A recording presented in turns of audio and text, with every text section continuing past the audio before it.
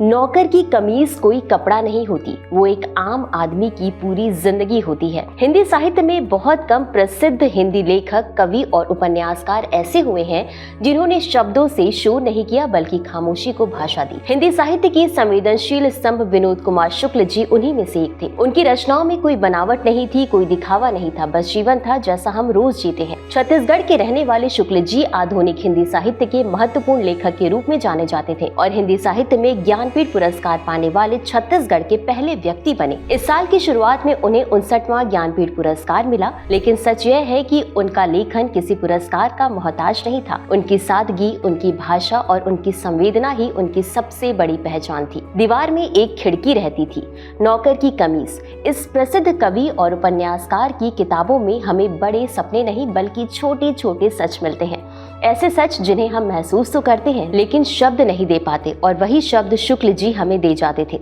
जब शुक्ल जी को यह सम्मान मिला तो उन्होंने कहा था, मैंने जीवन में बहुत कुछ देखा, बहुत कुछ महसूस किया, लेकिन बहुत कम लिख पाया। मुझे लगता है अभी बहुत कुछ लिखना बाकी है।